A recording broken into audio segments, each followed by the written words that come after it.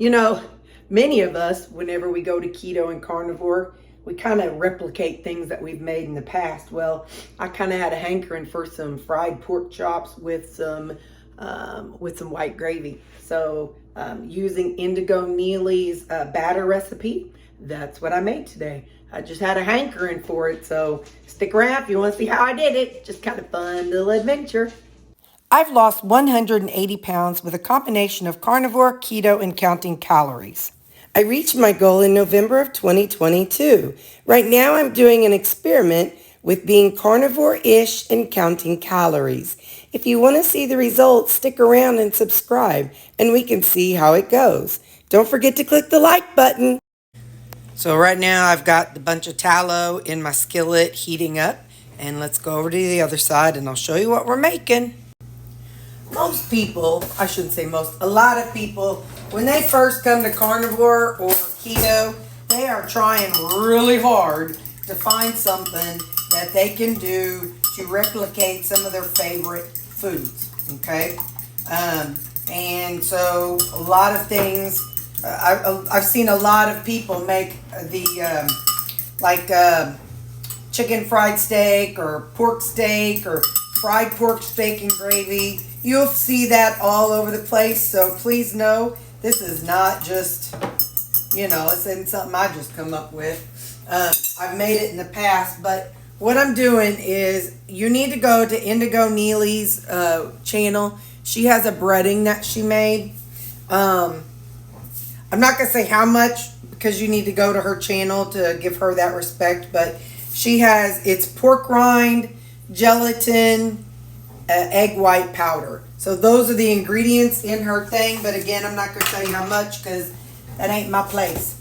So anyway, so I've got an egg here, and we're going to do an egg wash, and you guys really, I tell you this all the time, there are some really amazing content creators out there, and they have some really good food ideas. So see what they have before, as you're starting. These are just butterflied pork chops, and so I'm going to just get these seasoned here a minute, or get them battered. I'm going to also put a little salt and a little, what is this stuff? This is some Omaha steak seasoning. I'm just going to push it into it. And then this side, I'll do the same thing. Omaha steak seasoning and salt. There, like I said, there's pork rinds in her seasoning, so that's in there too. All right, so now I'll do this one. This is a big one. These were in my freezer, and it said eat by January. So I was, good by January, but you know how that is. They just, if it's in your freezer, you ain't got to worry about it. At least that's my opinion. So I'm dumping in the egg wash, putting some seasoning on, and then putting her breading mix. This is actually, I made this, oh my, it could have been, do I have a date on here? Probably not. It could have been a year ago. What I do with things like these breadings and whatnot, once I make them up, I house them in my freezer. So then that way it can, it can stay and be just fine. So this seasoning has been in my freezer. It don't smell bad as far as I can tell. So it's been in my freezer for, I couldn't even tell you how long. But anyway, so this was her most newest at the time, a year ago. So I'm just going to sprinkle some of that off here. Get that off my gloves because I'm actually going to use that. We're going to make like I said, we're going to make a fried pork chops and gravy situation today. So let's carry it over to the oven. I hear my stuff popping. Let's go. Okay, so these are pretty thin, so I don't think they'll take too long to cook. But put them down in the hot grease, or the hot tallow, I should say. Then I'm going to leave all this goodness on here because, like I said, I'm going to use this to make the gravy later. And so, yeah. So, hang on. Let me just scruff all that up.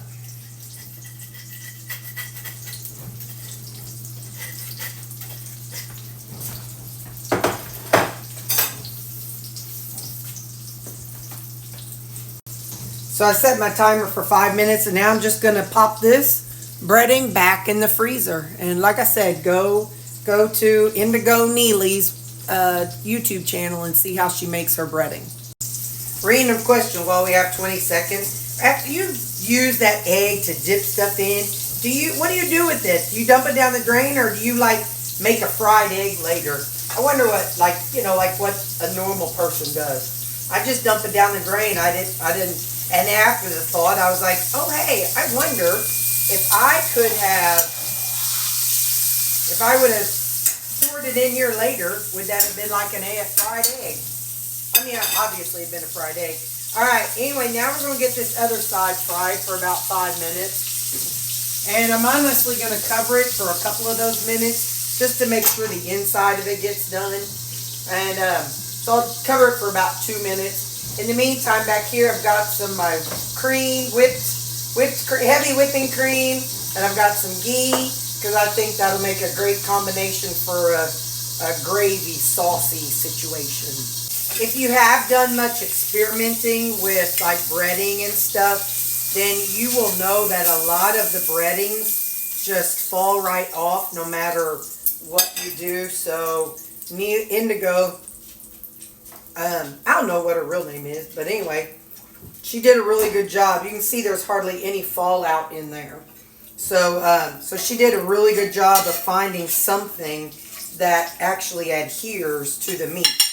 Because like I said, usually, like I've used plain protein powder, I've used just pork rinds, and Parmesan cheese, you name it. Most carnivores have tried it and just experimenting. I mean, it's just kind of, we come to this life and we try things, you know. But she really hit on something with this one. So, like I said, there's hardly any fallout in there. So I'm going to soak up a little bit of that, actually all of that tallow, because I want to use ghee. So just a second. So what I did is I have a thermometer here. And so it was like some places was over 500. So I just set it off there for, I don't know, maybe 30 seconds to a minute, just to kind of let it defrost or to cool down a little bit. So like I said, I'm going to try not to make too much because I don't need too much, you know what I mean? But I want it to be enough. So I'm putting in about a tablespoon of my ghee there. And then I'm going to put in about a tablespoon of this flour. Maybe a little more. I think you're supposed to put like equal amounts. All right. So now let me get rid of this, and I'm going to kind of smush this around. They say you do it until it gets about the color you want your gravy. Now, I wasn't somebody who knew how to make milk gravy growing up, so I'm not sure I'm the one to be telling y'all. Again, you all always end up teaching me stuff in the comments. Way more than I know. Oh, man. Oh, well.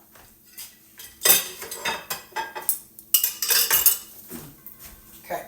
So now I'm going to go ahead and add some whipping cream.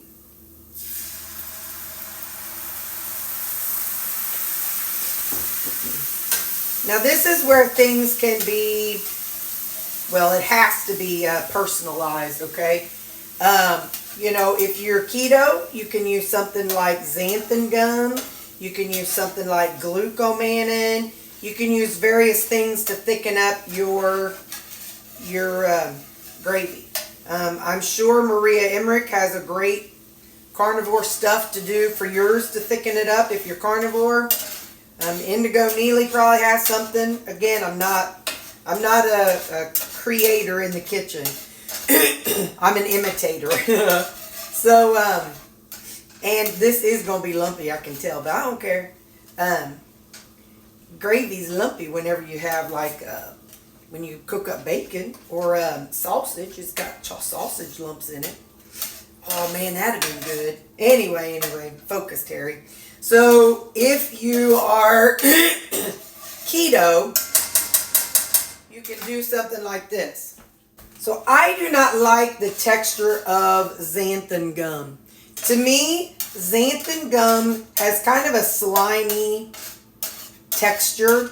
It doesn't taste bad, but I do like xanthan gum in my creamies though, but just not in as a thickener in hot food. So this is called glucomannan. It is powder from the konjac root, and a little of this goes a long way, but, so I'm putting in about a half teaspoon. But you have to pause after you put it in, because you have to kind of see what it's going to do. Like, you can't just be like, I can't look at it now and be like, oh, that's not enough, let me do more. So now I'm just going to kind of let it simmer in here for, I don't know, a minute or so, and see if it thickens up. And it actually does look like it is thickening up. So I am going to add just a splash more cream, because I do want a little more gravy than that. Because it's so hot, of course it evaporated quite a bit. And I want it to be more than this, or less than this, but it's alright. Some more will evaporate as it simmers. So I'm going to let this simmer, like I said, for about I'll set my timer for a minute so I don't forget. And then in 1 minute, I'll come back and we'll see if we need to add more glucomannan. In the meantime, I cut into my, where'd I cut it at? Into my pork steak. And that looks good. Looks done to me. So now I'm just going to let these sit over here. And then when I'm done with the gravy, I'll put it on there. So, alright. See you in a minute. So there's the texture of my gravy. I personally like mine thicker than that. So we're going to add in about another 1/4 of a teaspoon, 1/8 of a teaspoon. Listen, I don't know. You just add what you add. Don't ask me about measurements. I am not the one. So now I'll stir that in and let that simmer for another minute. And we'll see what she does. But I want to make sure I get it all stirred in.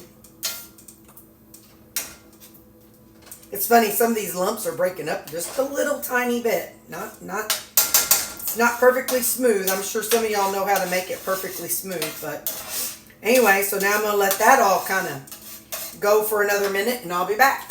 Alright, that looks like a good gravy texture to me. So now, turn this oven off. Let me put these in the refrigerator. Hang on. So I am other-handed, so I have to put it on this way, but look at that. That's going to be a good texture. I'm just going to pour that over that. Hardest thing about a cast iron is, boy, they get heavy to hold with just that little handle. Kind of have to put your body into it. You know, it's funny, I think about my grandma, and she was 93 living on her own, and she was using cast iron skillets a lot of times, so it just blows my mind that that little old lady, she was able to hoist those cast iron skillets like nobody's business. Alright. So now, I'm going to wash this out while that cools down, and I'll be back. That's how it's looking. I'm going to cut me a bite. Give me just a second. I know. Yeah, I already done licked the, I already licked the pancake turner. You know I did, so I already know the gravy's good. Alright, let me just stick that there. Alright, so we got a bite. This is our pork chop with gravy.